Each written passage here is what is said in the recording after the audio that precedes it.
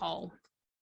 So to start off with, we're going to talk with Teresa Hogan, and Teresa is a livestock officer with the New South Wales Hunter Local Land Services. So she provides local landholders with technical on-farm advice and does a range of extension across animal production and nutrition. She is also heavily involved in the family farm with sheep, cattle, horse and cropping business, and runs a superfino merino stud and a commercial first cross flock. So she has definitely got the practical angle to take with us today. So Teresa's just getting set up with her slides, but I'm on her topic today, the modern sheep farmer. Who is she and what does it take to get here? My thoughts on the topic we're going to hear today is that some of you may have seen that agriculture, and in particular the sheep industry, can be a challenging industry to get into and stay in sustainably. You may have been there and experienced it. You might be aspiring to get into the sheep industry.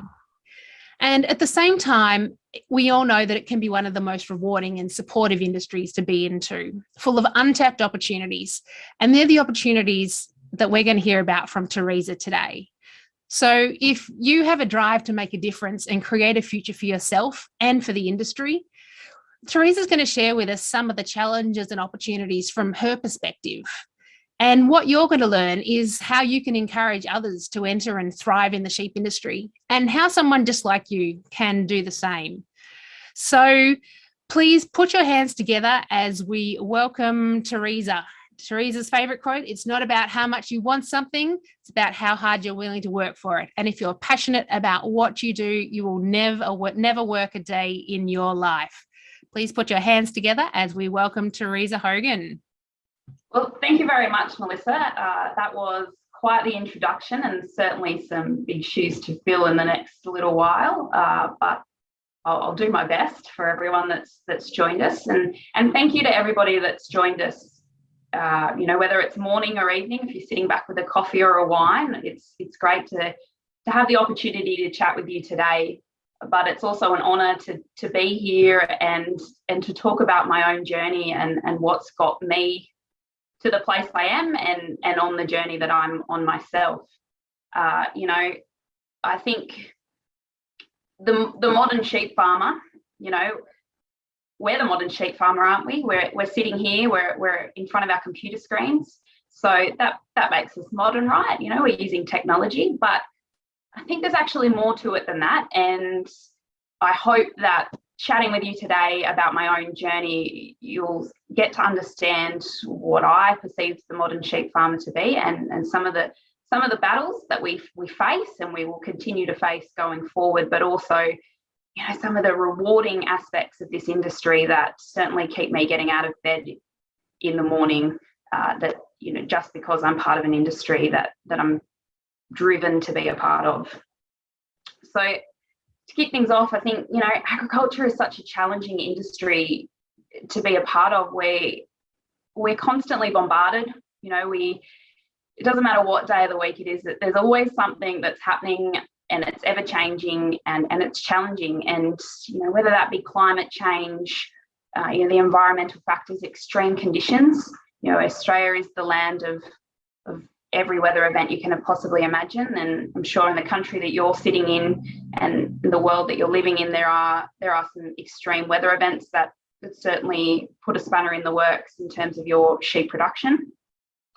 And the thing is that we don't have control over some of those things, and I think that makes it more challenging to manage, because we are constantly trying to find ways to prepare and implement management strategies into something that we really don't know what it's going to look like, but we certainly are determined to make sure that we're still standing when it's over.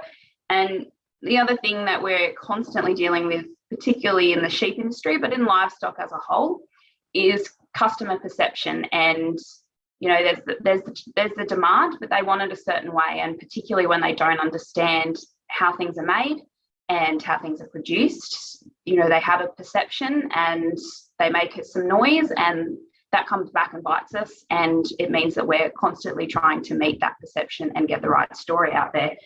And the other thing we're all dealing with on a daily basis is, government regulation, legislation, policy, it is a constant battle, and sometimes those sorts of things are out of our hands. But with people making noise and those of us down at ground level getting out there, we are the modern sheep farmer, and we like to be heard. We don't want to stand back and wait to count the chickens while they're hatching. We're there making our voices heard, and most of the time we're hitting our heads up against a brick wall, but we are working towards something, but we are being challenged at the heart of it. So certainly not trying to put a dampener on an industry that I love, but it is full of hard work. And I guess the aim of what I'm talking about today is the experiences that I've had as a female working in the industry in Australia,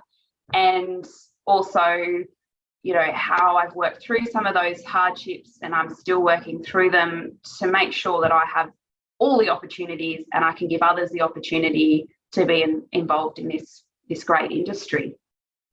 So to kick things off, I guess I better jump out of my comfort zone and actually give you a bit of background as to who I am and why on earth I'm here chatting with you today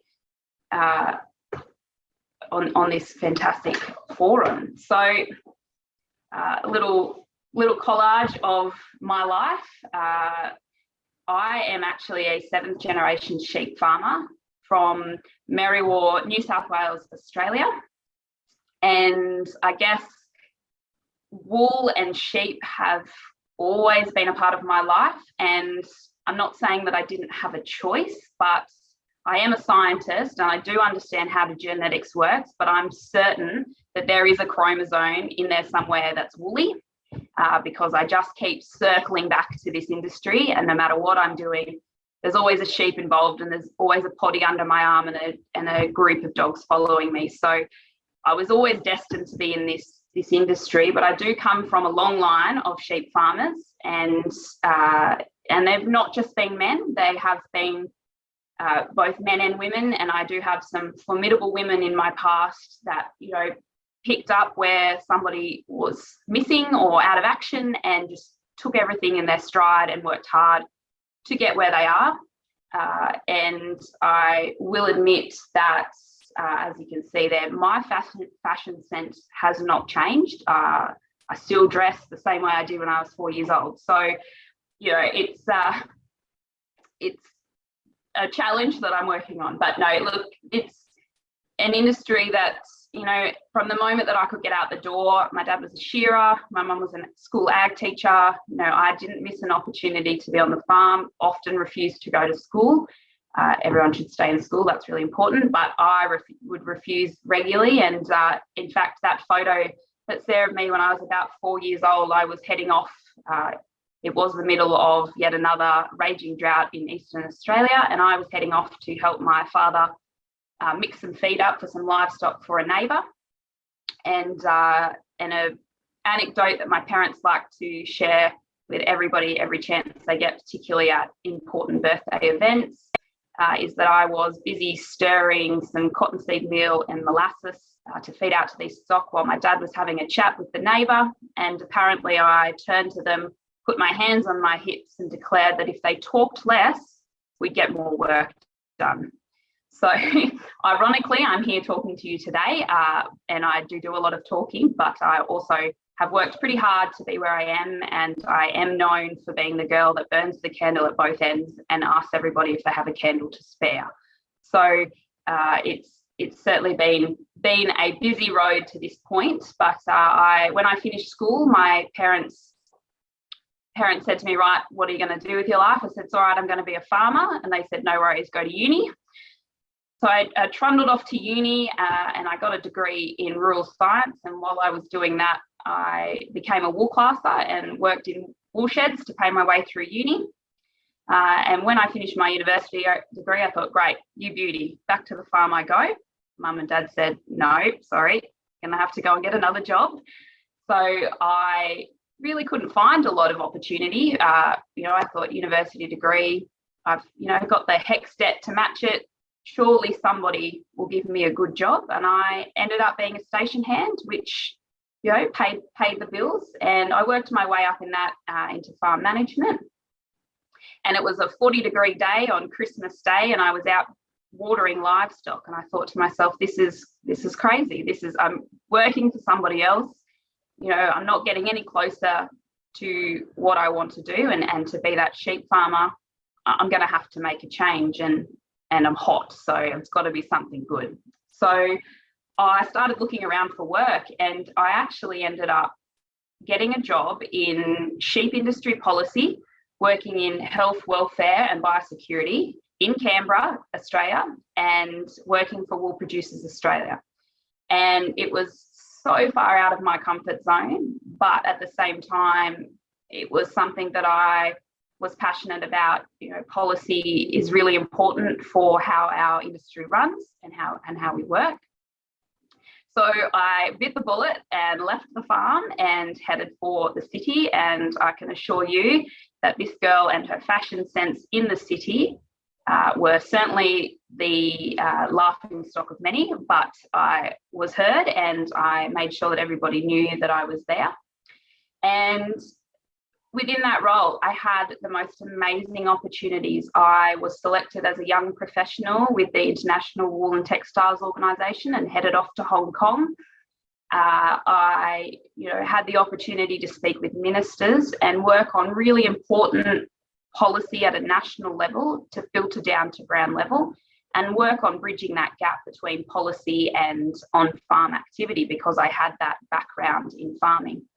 And it was a really great experience, and certainly one that I do miss, having gone back to on-farm work. But I'm so thankful for the fact that I took a leap and took an opportunity and went and did that job, because it's opened up a whole new level of networks that I can keep tapping back into whenever I need to. And it's given me a really good perspective on how government works and how industry works in terms of the decisions that are made for us and on behalf of us as farmers. We ended up with one of the worst droughts in over 100 years in Eastern Australia, that at the time we thought, it'll rain eventually, but that each year ticked by and it really didn't rain. And I had started coming home to the family farm on weekends, doing 14 hours driving round trips to help on the family farm, and I was doing that every weekend, taking off on a Friday afternoon, returning early Monday morning, just to do my bit on the family farm. And I realised that wasn't sustainable. It wasn't a risk that was worth taking, and an opportunity came up to work for state government as a livestock officer, and which is my technical training with my rural science degree as livestock nutritionist. And I put my hand up and I said, look, I want to come home. I want to go back to my region and help farmers during this drought. So luckily enough, I was given the job, and I returned to the family farm in 2018. Yep, get my dates right. As into what will forever be known as one of the worst droughts. Certainly it's the worst one that I ever hoped to see. But my role within that not only was, getting things looked after on the family farm, and I'd be feeding sheep at 4 a.m, getting in the vehicle and heading to town to work with other farmers who were in the same situation, welfare checks on livestock, just getting people through. And as hard as it was and as challenging as that has been over the years, the drought lasted for 4 years in this part of the world. It was one of the most rewarding times of my life. I got to know many of my farmers in their region really well. And I got to, nothing like jumping in the deep end and honing your skills. Livestock nutrition is an ever-changing world, and I have been able to, it was basically sink or swim, and I had to swim for the sake of the farmers that I work with. So in taking on that role, it gave me an opportunity to enter back into the family business, and much to my parents' horror and much earlier than they expected, I came home and I haven't left.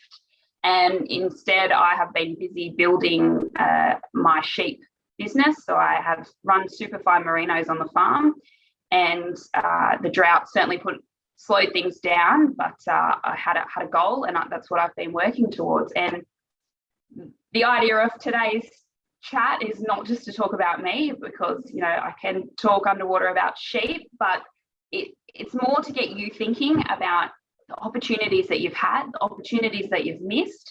What are your goals as a sheep farmer, and where you want to go within the industry? The sky's certainly the limit. And I'm speaking entirely from my own perspective and my own journey, and certainly my way isn't necessarily the right way, but I hope that at least you can get out of this journey that I've been on just something, a little piece of information or a little idea that you might get from myself or somebody you talk to in the breakout rooms, that you can take and utilize in your own business or in your own job within the supply chain. And I've really embedded into this an open forum. So if you do have questions, please send them my way. Happy to change the direction of this chat, and certainly happy to answer any questions. But we will have a few breakout rooms, and I really just want you to have a chat with each other, get to know each other, and talk about sheep, because, you know, what more could a woman want?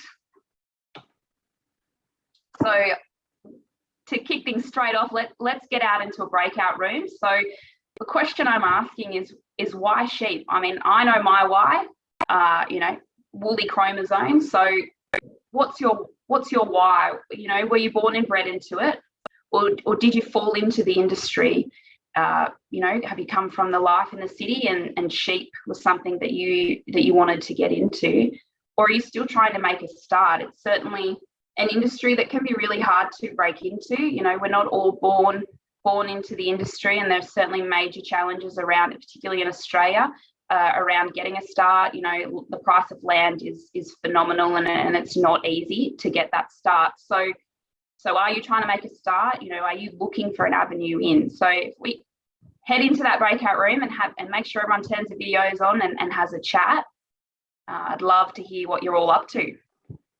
Fantastic. Well, welcome back, everybody, and I hope you had a really good opportunity to chat with each other and tell everybody your why. Certainly had a great little chat in my little breakout room about people's why. It certainly was pretty obvious that there is a woolly chromosome amongst some of us, so it's good to be amongst kindred spirits, I guess. So heading on from that, you know, we've talked about our why, but the next step, if we can get the slides to work. Here we go. So we know our why, and we know why we're here. We certainly know why we logged on to this webinar today, and it wasn't just to get a break from the farm or the job or have a coffee or a wine. We now need to talk about, I guess, how we got to where we are. And I've spoken, I talked you through my own journey, and Tanisha in our breakout rooms, you know, pointed out that it's not a straightforward journey. You know, I can speak from experience that, you know, I've done it all. I've done the bottom of the pile job, and, you know, I've gone to national polishing, and now I'm back as a technical advisor in livestock nutrition, and I'm finally becoming the sheep farmer that I want to be. So the aim of the rest of this chat is to start talking about, you know, from my perspective, some of the things that I guess I live by to get me, you know, taking those steps and get me moving ahead and moving in, you know, any direction, whether it's backwards, forwards, side to side. You know, it doesn't matter what direction you're moving, as long as you are moving and you're not getting stale in the one place. So I've got, you know, I guess I've broken it down into 5 areas that I consider, you know, really important with your journey, and I'm hoping that, you know, by the end of this you can at least take one of these points. So actually I am doing that, and, you know, this is what I want to keep doing. So number 1 on the list is setting goals. Somebody once said to me, you know, Teresa, what is your dream? And I said, oh no, I don't have dreams. And they sort of looked at me quite funny. Oh God, who is this girl? She's got no dreams, no ambition. Well, no. I said, well, let me explain it to you. I don't have dreams because I have goals.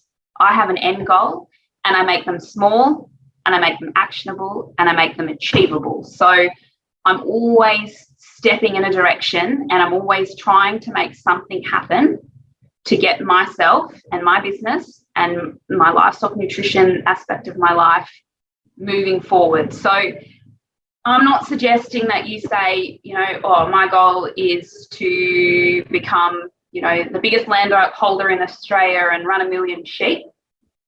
I'm suggesting that you come up with small steps. You know, that might be the end goal. You know, happy to share with you, my end goal is 10,000 sheep. I will be a sheep farmer with 10,000 sheep, and I may have to start stacking them to fit them all in on the, you know, on the family farm. I don't think my parents are terribly impressed with that. I might have to find my own block. But, you know, that is my end goal. But to get there, you know, I'm not saying tomorrow I will go out and buy 10,000 sheep, because we all know what the market in Australia is like, and I'm sure markets in other countries it's getting difficult to buy good quality sheep. So I break that down into little pieces. And in Eastern Australia, I spoke about the drought that we've just been going through and we're out the other side of now. And I had set the goal when I came home to the family farm that I wasn't just coming home to be absorbed into the family business or to work, you know, in my job and my job only, and that's all I did day to day. I set a goal that I would start my own business, and I would then put steps in place to make things happen, whether that be increasing sheep numbers, you know, gaining leadership opportunities, pushing myself in my livestock nutrition and my understanding so that I was better for, you know, was able to give better advice. So I set small goals, and my accountant did say to me the day I walked in and said, right, I need my ABN, I'm starting my own business. She asked me if I was stark staring mad, and I said, well, we'll see how we look in 4 or 5 years' time as to just how mad I am. And 3 more years of drought hit. And I must admit, at the start of last year, I was questioning my sanity. But, you know, I set small goals. I didn't go out and buy 100 sheep. I actually started with 5. And I've been building on that ever since. And thankfully, with a full-time job, I was able to afford to feed some of those sheep through those dry periods. But it was all about finding those small ways in which I could feel like I was moving forward whilst the climatic conditions were pushing me back, and whilst I couldn't see a way to financially, you know, get myself the land to have the sheep, I was able to, you know, find a way to step in my family's business and do my little part on that. So therefore I was actioning my small goals, and then, you know, I'm still achieving things, still making things happen, and I'm certainly a long way off 10,000 sheep and my own block of land, but with those small steps I'm starting to make headway. You know, I'm not having to feed sheep twice a day every day. You know, they're in the paddock, thankfully, because it rained. They're sitting in a paddock with feed, and, you know, they're putting lambs on the ground. So setting goals is a really important part. And, you know, I'm not suggesting you can't have dreams. If you're somebody who has dreams and is passionate, by all means, you know, that if that's how you work. But I still think that stepping back and actually setting goals to reach that dream is really important for you to, you know, feel in yourself that you are making progress within the industry, and you're also, you know, having an opportunity to take different avenues and seek opportunities. So we're going to head into another breakout session, just so you're not looking at my face too often. And the next one is, I just want you to chat about what your goals are. You know, do you have any now? What's the next step in your own journey? And are you working towards an end goal? So if we jump into those breakout rooms and everybody just let each other know where you're up to. Great, we're back from the second breakout room. I hope you had a great opportunity just to chat about where to from here. Certainly in the room I was just in, there's some really interesting things happening in people's lives, and it certainly sounds like there's some people who could do a better job sitting here today talking about their journeys and how they got to where they are. So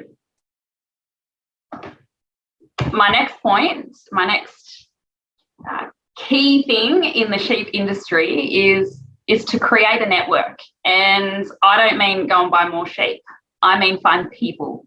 Find your people. Find your kindred spirits, the ones that can talk underwater about sheep, and stick with them. And don't feel like you're being annoying and you're asking too many questions, because 9 times out of 10 they're learning off you as well.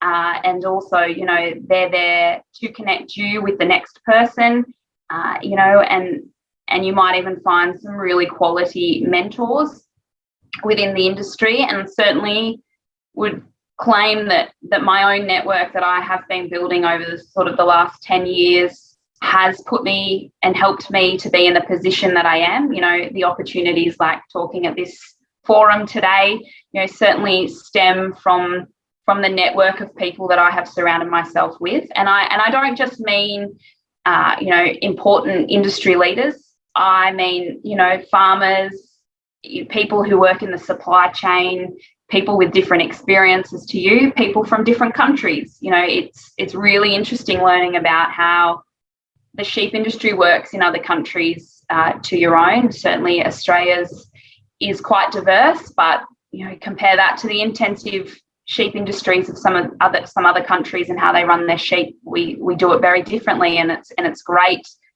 to build a network around that and have other people's opinions and thoughts on the industry and how it runs, you know, at the forefront of your mind as you work on your own things. So make sure they're people, not dogs, not sheep, people, and certainly it will help you to build on what you're learning and what you're achieving. And it's also a great way to find out more and learn. If something goes wrong, you've got somebody who you can call upon and say, hey, look, something's not working for me. What do I do now? So my third point is to take a risk. And as you'll see there, my risk was feeding my mum's garden off in the middle of the drought, when that was the only green grass on the property. And to this day, I still can hear my mother's shrieks as she realised my sheep were in the rose garden. So don't forget to fence the paddock. But I just mean it in that, you know, it's okay to take a risk. And I think I can speak from authority because I am a very risk-averse person and have been one to avoid risk and take the easy path, but it certainly did not move me in any direction. It was certainly starting to make my existence stagnant in terms of the sheep industry. So I mean taking business risk, you know, if it might be to buy more sheep, it might be to sell sheep, you know, when the market's good. And it certainly does not mean become complacent on farm and take risks that could jeopardize your life. Certainly want to make that point clear. When I speak of risk, I don't mean life-threatening risk. Please remember, you are your farm's number one asset, and you know you and your farm need you to be safe. So always check yourself and what you're doing on farm. But I just mean risk in terms of business risk, financial risk, whether it be taking a loan to buy a block of land. You know, take calculated risks. Have a business plan. You know, use your network. Use your mentors to help you to find the best avenue to take that risk. But certainly in terms of moving forward, risk is an important part of that. And it's okay to accept that, you know, from time to time, people will question what you are doing. But if you have a good understanding of what's ahead and, you know, make a good plan, taking a risk can be a great asset to your business and to your job prospects if you are in the supply chain. Fourth, you know, and I think I nearly said it a couple of times throughout this whole thing, is say yes to opportunity. You know, there are so many opportunities within the sheep industry that, you know, the sky is literally the limit. You know, we have a product that has 4 commodities all year round. You know, we have prime lambs, we have mutton, we have wool, and we have replacement ewes. So it's an animal that can be producing in all aspects of the supply chain. And because of that, it opens up lots of avenues to speak about it, to present on it, to build your own business. And from my own perspective, I have certainly never shied away from the opportunity to speak in a public forum. Within my role with Local Land Services, I am an extension officer, so I'm often doing presentations, podcasts, writing media releases, presenting livestock nutrition and production specific information on media platforms, on social media platforms. But I've also said yes to opportunities that have taken me overseas in terms of being a young professional in the industry and getting my message out there. And it's really important, particularly when you're building a network, draw back on that network. And if somebody says to you, hey, do you want to be involved in this podcast, or did you want to do a YouTube video about what you're doing?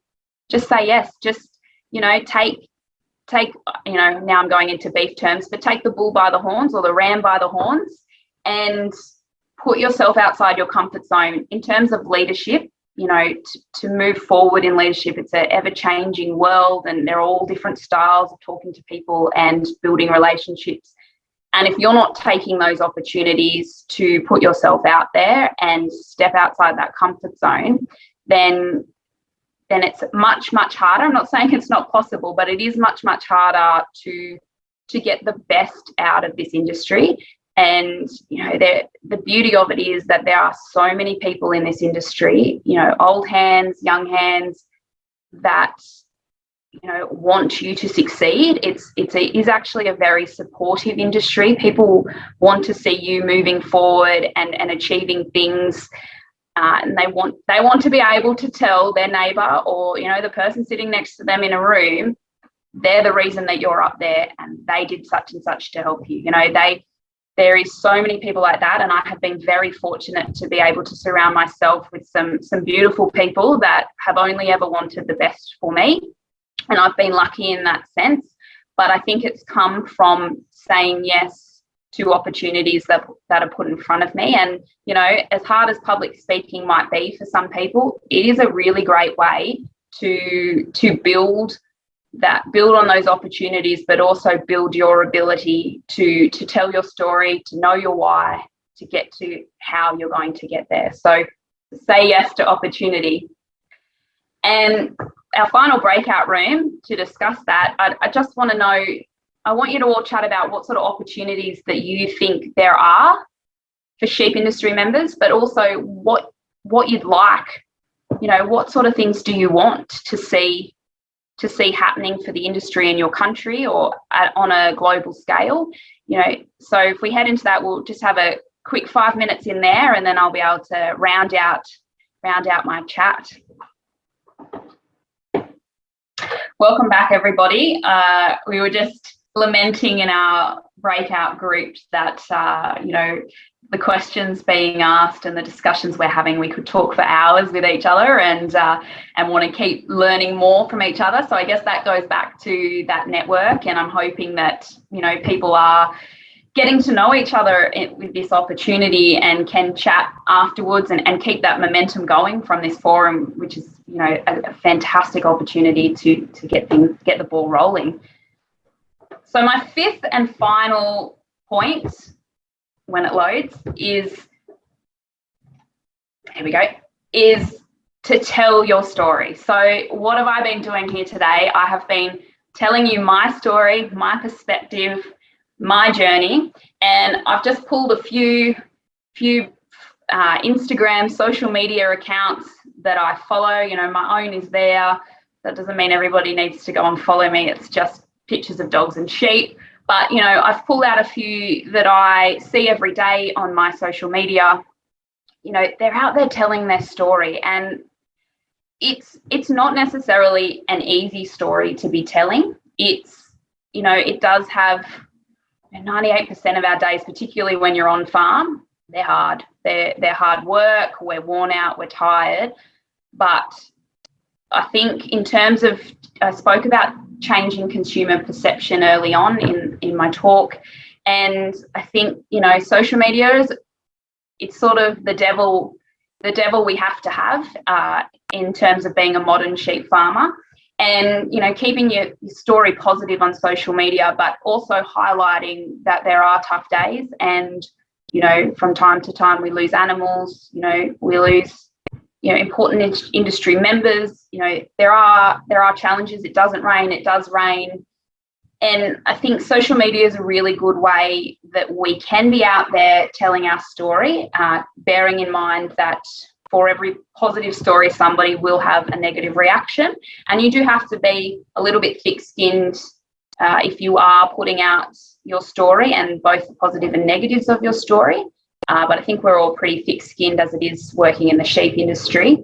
And, keeping social media lighthearted doesn't hurt either.